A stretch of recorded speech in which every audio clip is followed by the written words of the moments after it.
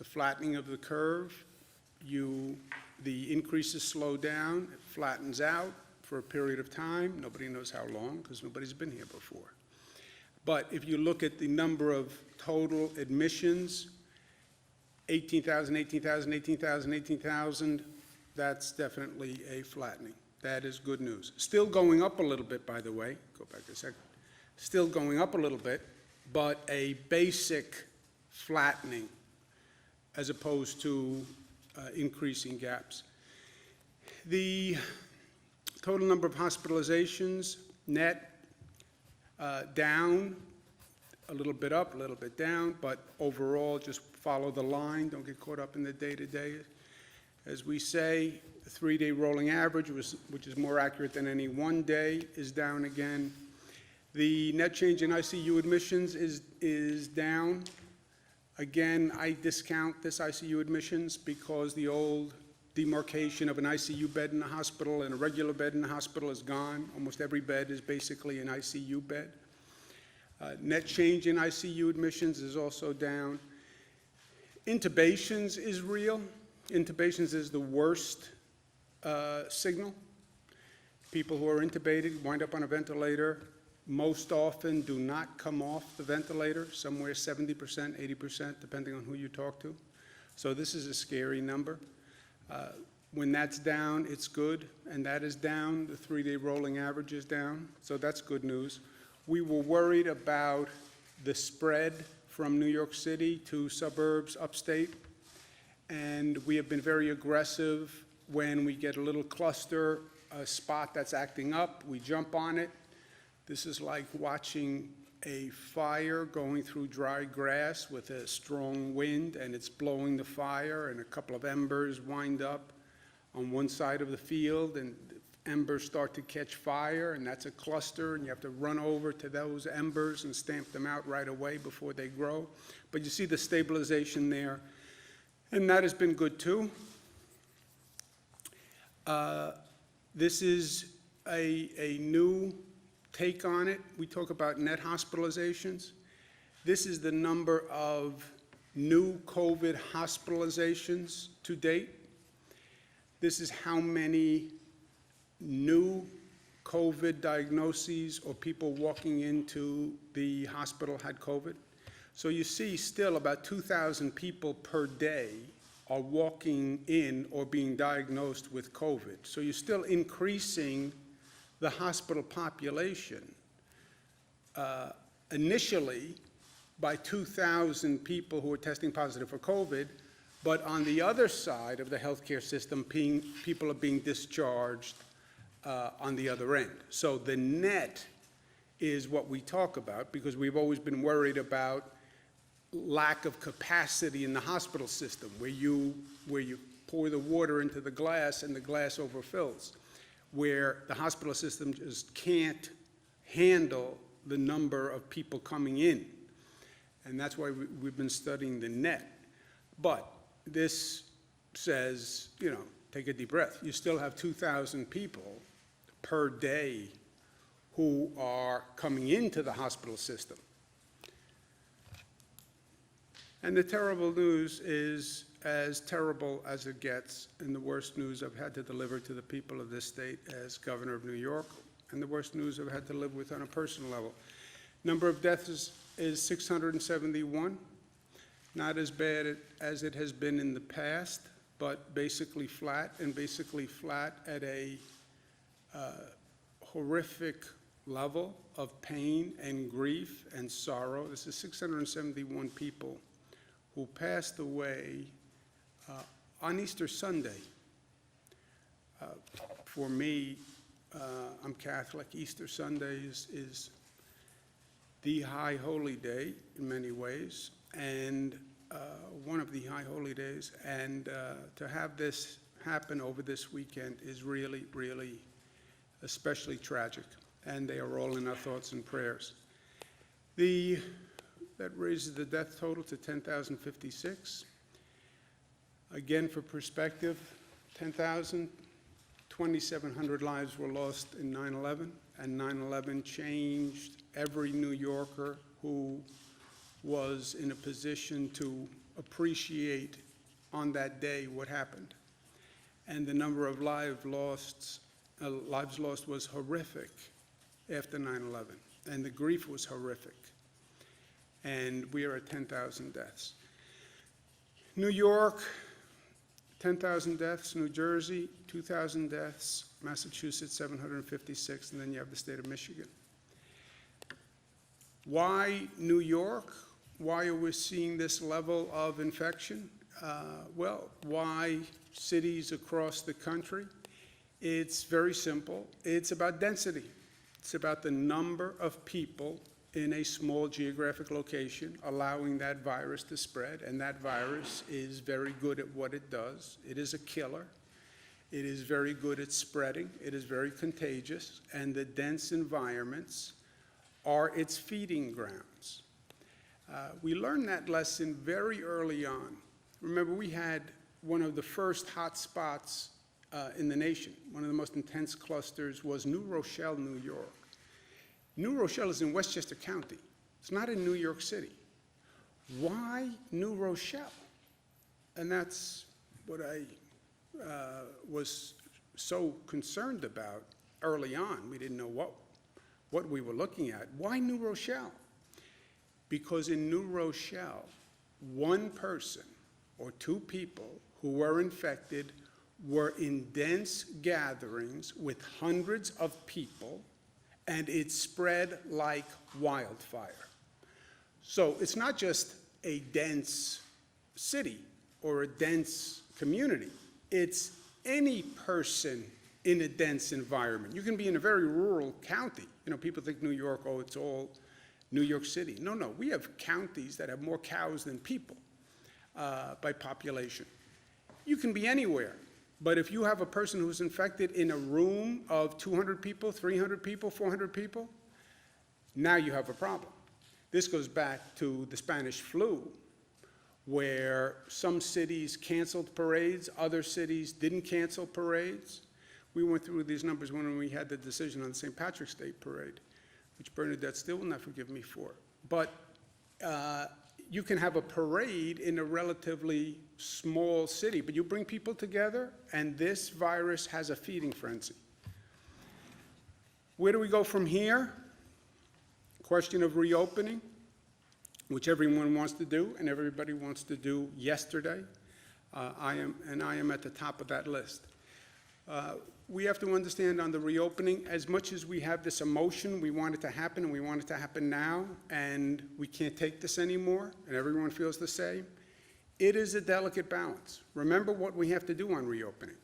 And remember, it has never been done before. None of this has been done before. So anyone who says to you, oh, I know what we should do, I know. Yeah, you don't know because nobody knows. And that's the one thing that we have learned over and over again. And this place has never done this before. Also, you look around the world, you see warning signs from countries who have opened. And my point is to our team, I want to learn from those other countries, frankly. And I want to make sure we know from our studying and assessment of what's going on in other countries that what worked, what didn't work, and let's learn from those lessons. And you can now go back and look at Wuhan province and look at Italy and look at South Korea and see what they did and see what worked and what didn't work. So let's learn. So we'll listen to the experts, we'll follow the data. But remember, this is a delicate balance. What are we doing on reopening? We are easing isolation. We want to increase economic activity. That will happen essentially through a recalibration of what are essential workers. Remember, we never turned off the economy, right? The economy is still functioning. You can get in your car, you can get gasoline, you can go to the grocery store, you can shop. You can get on a bus. The economy is functioning. We never turned it off. We turned it way, way down, and it's just the essential services that have been operating, but the essential services have all been operating. What you will be doing, in essence, on the reopening is recalibrating what is essential, right? You'll start to open that valve on the economic activity, and you'll turn that valve very slowly, reopening the economy, more essential workers. Do it carefully, do it slowly, and do it intelligently. More testing and more precautions at the same time that you're opening that valve. More testing so you have more information about who should be coming in, et cetera. More precautions because you know that works as you're calibrating and opening the valve. And while you're opening that valve, watch the meter. What's the meter? The meter is the infection rate. The meter is those daily hospitalization rates. And there is a cause and effect. You have density, you have more people infecting other people, you will see it within a matter of days in that hospitalization rate. So yes, open the valve slowly, advised by experts. Keep your eye on the meter. The meter is the infection rate. And watch that infection rate. And if you see that infection rate start ticking up, which would be undermining everything we have accomplished thus far, then you know you've opened the valve too fast. That is the delicate balance that we have to work through. And that is what has never been done before. And nobody can tell you today, I know how to do that, because it just hasn't happened. So what do? First, we come up with a reopening plan. I'm not interested in political opinions. I'm interested in what the experts say about this, to the best they can tell you. But you have public health experts. They can study South Korea. They can study China. They can study all the data that we have. You have economic experts that can help you decide what is the next notch of essential workers that can actually start the economy back up and have a consequential change. But that is a real plan, and that has to be developed, and that has to be smart.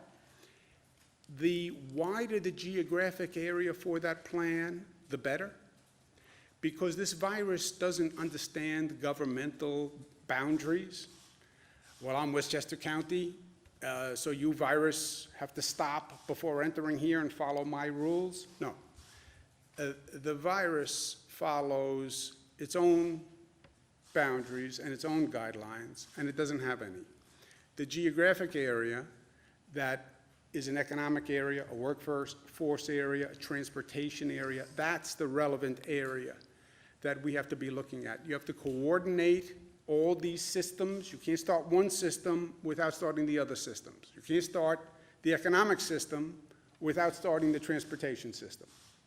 And if you can't run the transportation system, then you can't reopen the economy. It just doesn't happen. You have to coordinate the schools with the transportation, with the economic system. These systems work in coordination. They're big gears, and each gear intermeshes with the other gear. And you can't start one gear with the other gear stopped, right? That's the coordination.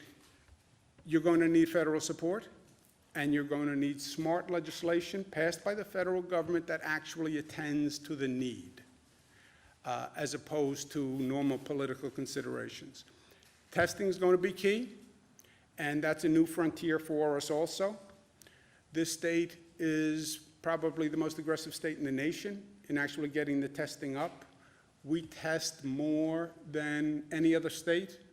We test more than other countries. We test more than the other states, leading states combined in testing. But that's still not enough, and we have to do more. And we know that the precautions work. The masks work, the gloves work, the temperature taking works. It's abnormal, it's different, but it works, and we have to do it. And while we're doing this, we have to remember to stay the course and not jeopardize what we have achieved. And we have achieved much. This afternoon, I'll be joined by other governors. We've been talking to other states, Connecticut, New Jersey, Pennsylvania, Delaware, Rhode Island, for the past couple of days about coming up with, how do we come up with a reopening plan? And can we work together on a reopening plan? And we'll be having an announcement this afternoon with other governors about just that, the reopening plan. And as I said, the optimum is to have as coordinated a regional plan as you can. I understand intergovernmental coordination can be somewhat of an oxymoron, but to the extent we can work with Connecticut and New Jersey and Rhode Island and Delaware and Pennsylvania, I want to. It is smarter for everyone, for people of their state and for the people of my state. And this is a time for smart, competent, effective government. Nothing else matters. I want to make sure that I can say to the people of this state, we did everything we could to the best of our ability. And the optimum is a geographically coordinated plan. I don't believe we could ever get to total coordination with the other states, because all the states have a little different set of circumstances and facts. I don't even believe we should have a uniform plan without recognizing the state-by-state distinctions. But to the extent we can coordinate, we should and we will. Last point, and this is a personal point, when is it over? I have this conversation 100 times a day. I had it last night with my daughters. When is it over? And it's a difficult conversation because people want it to be over so badly, right? I want the fear to stop. I want the anxiety to stop. I don't want to have to worry about my brother anymore. I don't want to have to worry about my daughters. I don't want to have to worry about my mother. I want it over. I want to get out of the house. I want to get back to normalcy. I've been living on this weird, disorienting, frightening place. I'm afraid to touch people. This is it violates the human behavior and needs. When is it over? It's not going to be over like that. It's not going to be we flick a switch and everybody comes out of their house and gets in their car and waves and hugs each other and the economy all starts up. I would love to say that's going to happen. It's not going to happen that way. It can't happen that way. Can it happen in some communities across the country where, frankly, they have very low infection rates, and they could come up with a testing regimen where if they find 1 or 2 cases, they quickly jump on those 1 or 2 and they isolate and they track? Yes. But is that going to happen here? No. Is that going to happen in any community that has a significant issue? No. There is going to be no epiphany. There is going to be no morning where the headline says, hallelujah, it's over. That's not going to happen. What will happen is there'll be points of resolution over time. What does that mean? There'll be points of resolution.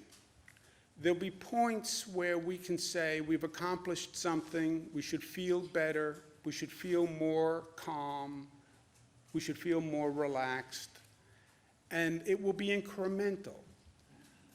We're controlling the spread. We are controlling the spread. You look at those numbers, you know what it says? We're controlling the spread.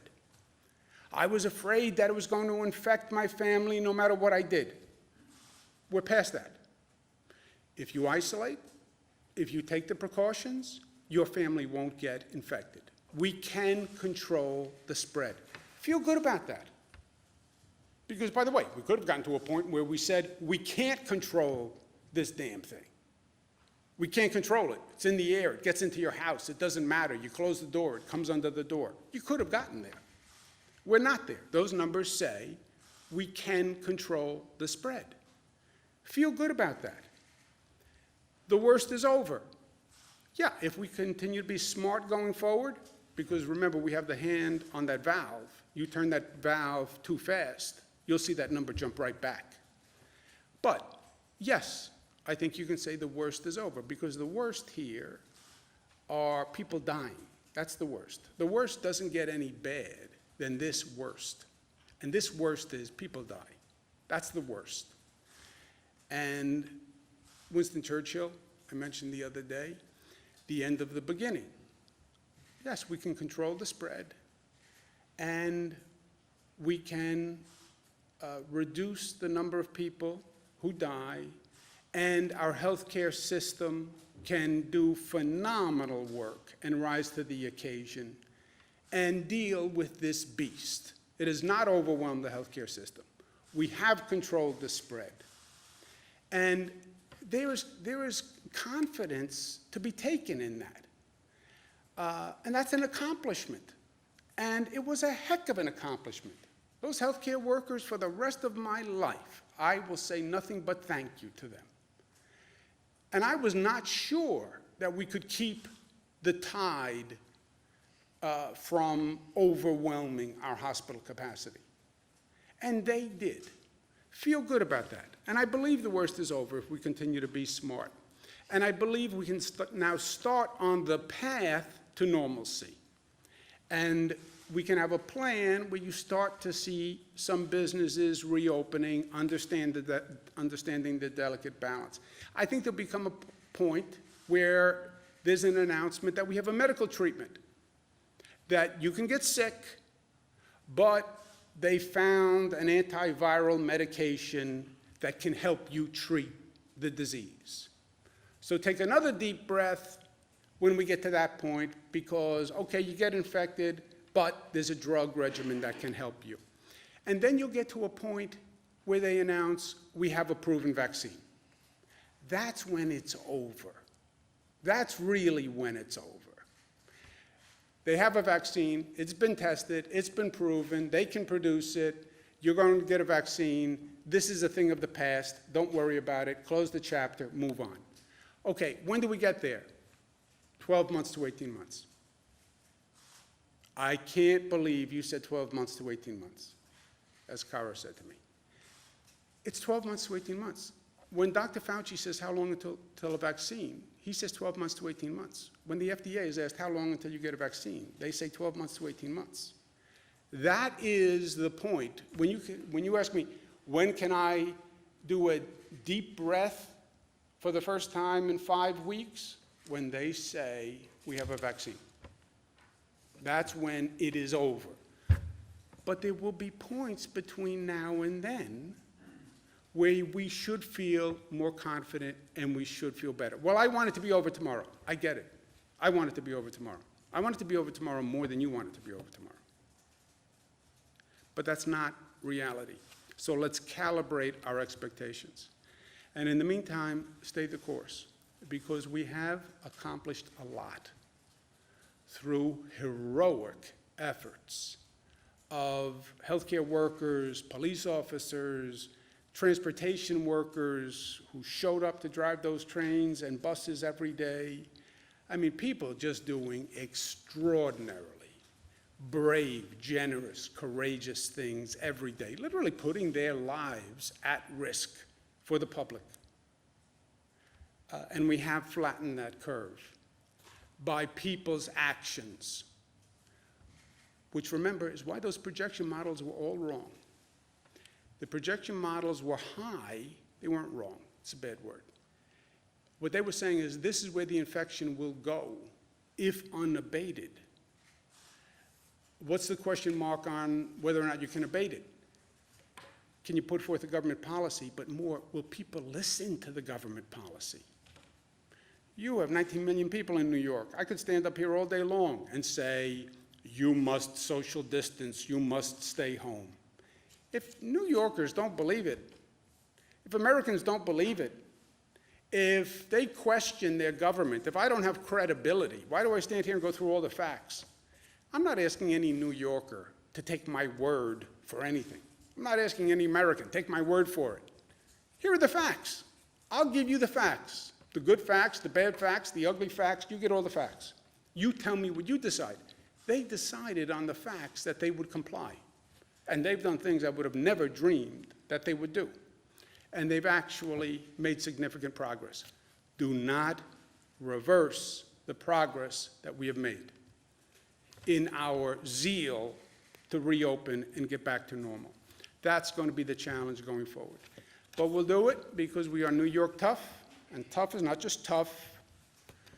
We know what tough is, but tough is also smart, and tough is also united, and tough is also disciplined. And tough, most importantly, is loving. Well, that sounds counterintuitive. They sound repugnant. No, no, no, no. Toughest people are strong enough to say love. The toughest people, and that's New Yorkers. Questions? What would have to happen for New York City schools to reopen? What would have to happen first? Running out of swabs to do tests. Is that something happening elsewhere in the state? Is there anything the state can help with? We, on a daily basis, you're talking about medical equipment for hospitals? Swabs, yes. The hospital officials say they're in danger of running out of swabs to do Yeah. tests. I'll ask the Commissioner and Jim to comment specifically. But just so you know how this works, on a daily basis, every hospital does an inventory that they send to us that says what they have and what they need. And any hospital that is short, in urgent need of anything, we provide them with that material on a daily basis.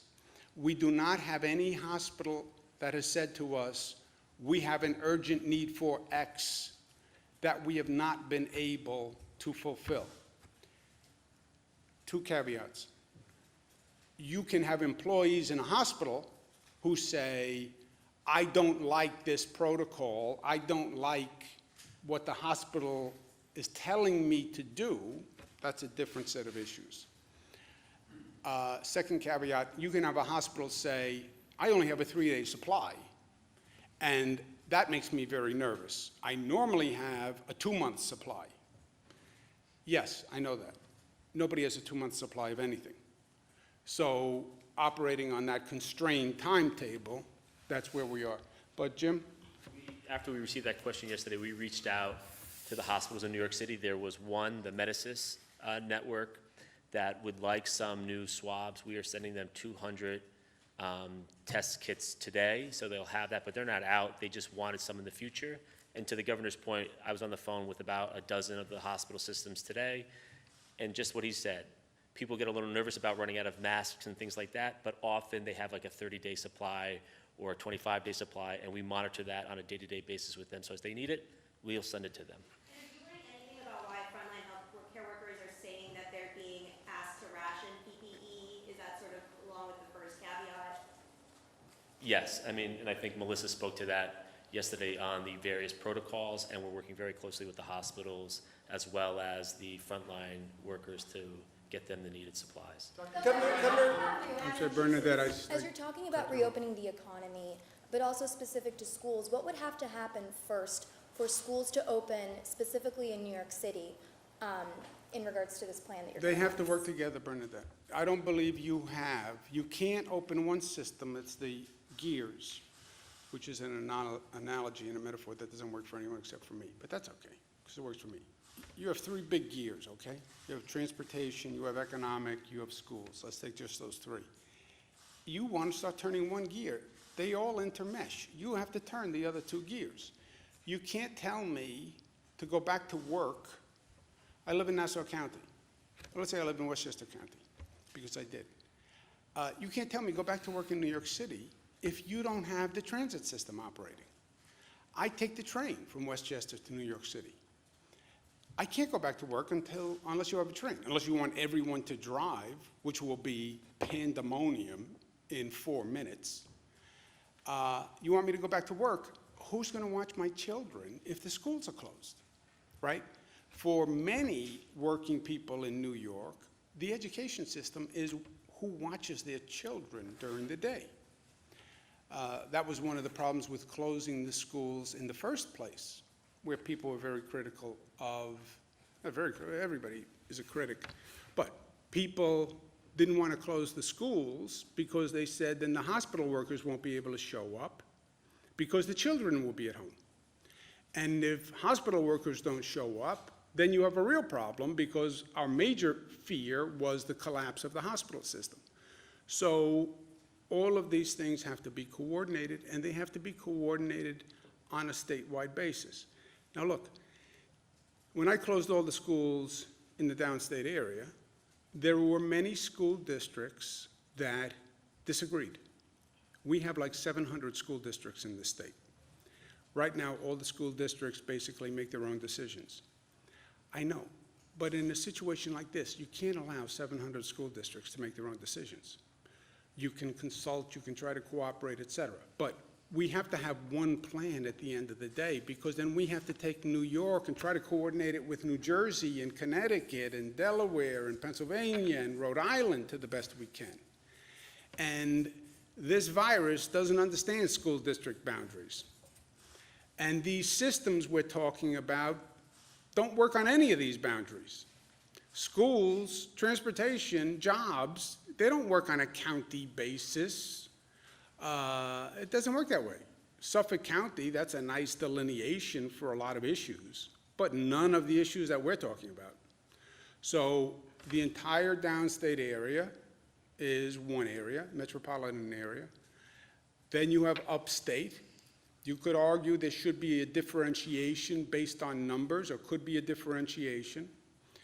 And that's going to be the conversation when we bring Connecticut, New Jersey, Pennsylvania. They'll say, look, we have rural parts of the state, which are one situation. We have metropolitan areas. That's all going to have to be talked through and reconciled. Talking to Blasio about this. Wow, why not also pull in Massachusetts and Vermont? It sounds like you're focused on some of those. Yeah, we're talking to a number of states. And again, we want to coordinate as much as possible, but focusing primarily on our tri-state area. They talk about a tri-state area. The more we can, but you also have to balance the complexity and the unwieldiness with coming up with a plan relatively quickly that we can agree on. So that's what we're going back and forth on. We're going to try to work with everyone. But again, you have different states in different situations, and you have to prioritize where you really need coordination. We need coordination with New Jersey and Connecticut, first and foremost, because that's where our workforce comes from. You have a total interconnection among those states. People live in Connecticut, they drive to New York City. They live in New York City, they drive to New Jersey. There is a total interconnection among them. And that's the primary place for coordination. Next. Buffalo and Erie County. Are you going to have a discussion with that? I'm sorry? Are you ready to announce a plan later today, or are you just having a conversation? Well, have to come later today to find out the announcement. If I tell you the announcement today, why would you come here at 2 o'clock? Except for my rapier wit and sense of humor. Hold on, Nick had a question. Governor, should the city of Buffalo and Erie County be considered kind of a hotspot in upstate New York, considering that they've got the highest number of infections, I think, outside of the metro area? Well, you can have a hotspot, depends how you want to define hotspot. Hotspot within 1 mile, hotspot within 5 miles, hotspot within 10 miles, hotspot within 100 miles. Hotspot among upstate communities. How big is a hotspot? Well, I'm not a public health expert. Yeah, but it depends how you define hotspot. You know, is it 2 blocks, 4 blocks? Is it people with 25 infection rate, 50 infection rate? You know, I call them clusters. You have clusters that pop up across the state. As soon as you see some smoke and you see a little fire, run there and tamp it out as fast as you can. And in Buffalo, we have had clusters that have popped up. Nassau, Suffolk, Westchester, Rockland, right? They've all had clusters. Governor, when you say you believe the worst is over, are you in effect encouraging the type of behavior that you're trying to prevent? I mean, this sort of optimism that might bring people out of their homes into No, public that's spaces? why I've said the exact opposite 57 times. Stay the course, stay the course. It's working, stay the course, stay inside, take precautions, right? That's why I say that 100 times to an annoying, repetitive level. But facts are facts, and I'm not going to lie to the public. Facts are facts, numbers are numbers. I need the public to believe in the credibility of what we're doing, right? Credibility comes from two elements, in my opinion. Are you giving me all of the information, or are you spinning me? Are you deciding that you can't tell me facts because I may become too optimistic? Are you manipulating me with giving me information, which is what I think you're suggesting? No, you get all the facts. I'm not worried that you can't handle information. You get all the facts. Second, what I am proposing we do is drawn from those facts, right? Here's all the information. I work for you. I give you all the information. No spin, no gloss, no sugar, no glazing. Here are the facts. I'm not worried that you can't handle the facts. You're going to get depressed. You're going to get optimistic. You're irrational. Here are all the facts. Second component, here's what I propose based on those facts. And I think it's the intelligent response to those facts. I hope you agree with me that it is the intelligent response and you follow the proposal, because I need you to follow the proposal because it's all about you. If you, the public, if the people don't decide to do social distancing, nothing works. If the people don't decide to stay home, nothing works. I could never mandate 19 million people, you must stay in your house. And if they say, as New Yorkers can say, I think you're being overly dramatic, or you're too political, or you don't know what you're talking about, what do I do when 19 million people defy the order? Go out and arrest 19 million people? They have to believe it.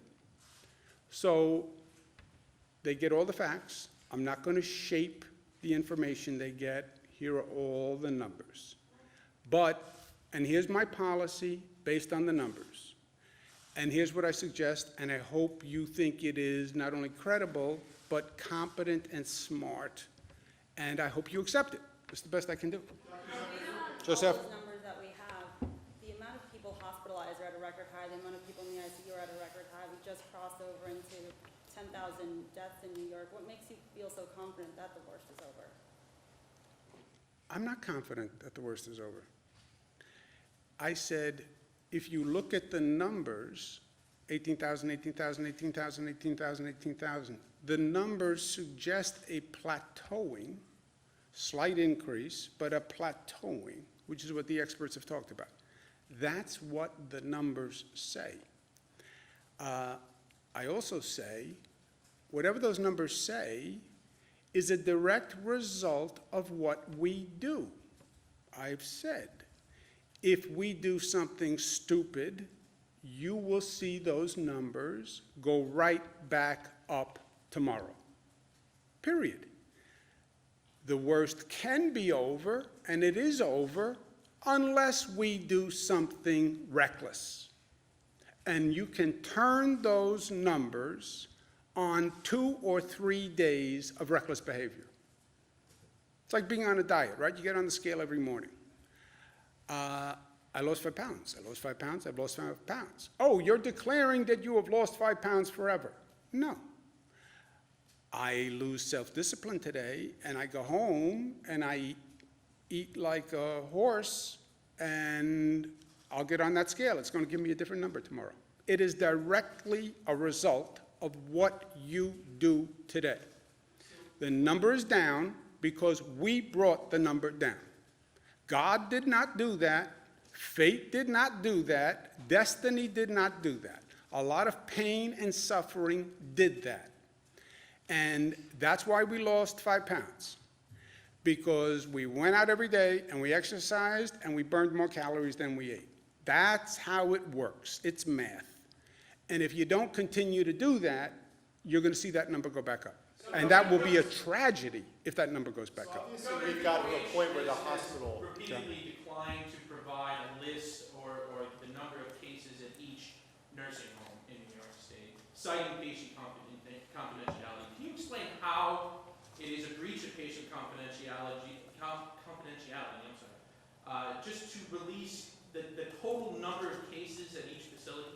John, I don't know the details of the healthcare privacy law, but I know the healthcare privacy law is very expansive, and health officials are always very protective of patient health.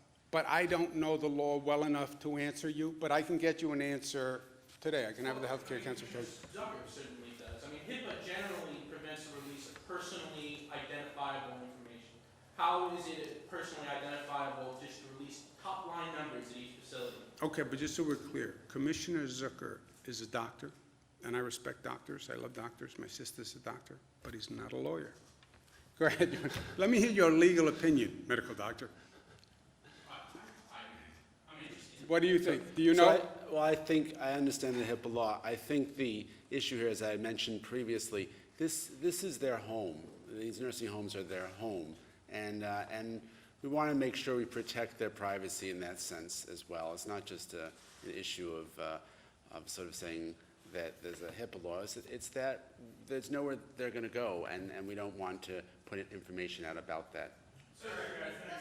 No, John. A legal rationale is more of a moral? No, it's a law. It's a law. But we'll get you the legal, we'll get you the law on the matter. But the law is also tied to the spirit of the law and ethics, right?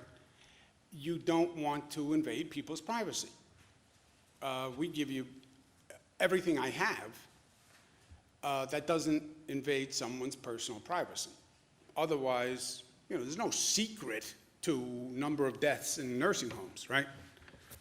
If to the extent you can release it without invading people's privacy, release it. Are you having a plateau for I have hospitalizations? two questions for you about upstate New York. You touched on this earlier. Upstate we don't have the density and we haven't seen the cases like downstate. Would you consider starting the reopening upstate to see how it goes? We're going to talk to the other states. As I said, whatever we do, we're going to do in combination to the extent possible with the other states, and we'll talk about that at 2 o'clock. Could I see a distinction in places that have different caseloads? Yes. Right? You have your hand on the valve, you're watching the meter, you're turning the valve, you're opening the valve a little bit, and then you're watching the meter. The meter is the infection rates. Will the meter respond differently in a rural county than it will in a dense urban county? Yes. How do you calibrate that into a reopening plan?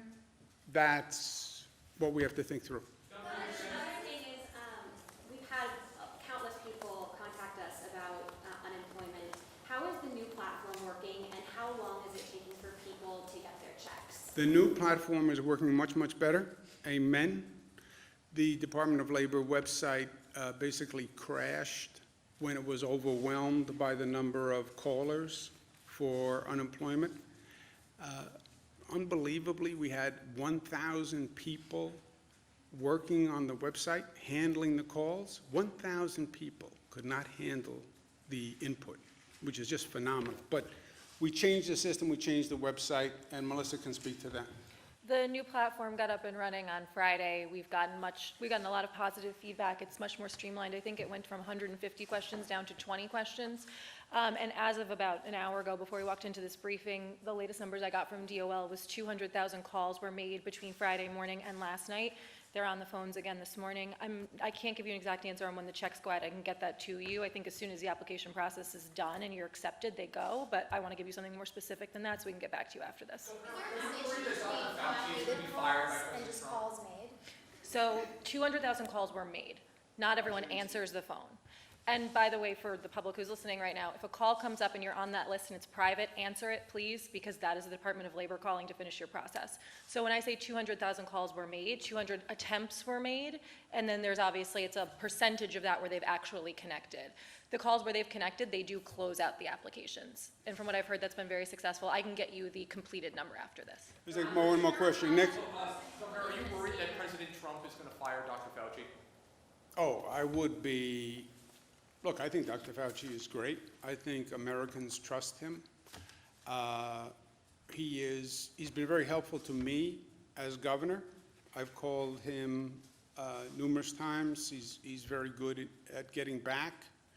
And again, as you're walking through these uncharted waters and you're trying to feel your way and sense what the bottom is like, I think he's been extraordinary, and I think it would be, I can't imagine I just can't even, with as crazy as things get in this world, and in crazy Washington, I can't imagine that would ever happen.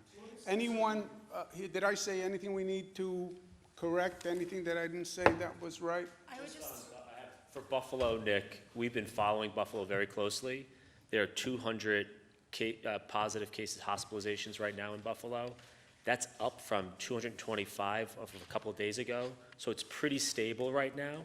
So we're watching numbers locally, hour to hour almost. So Buffalo's pretty stable right now, but if it pops, we'll definitely have more people on it.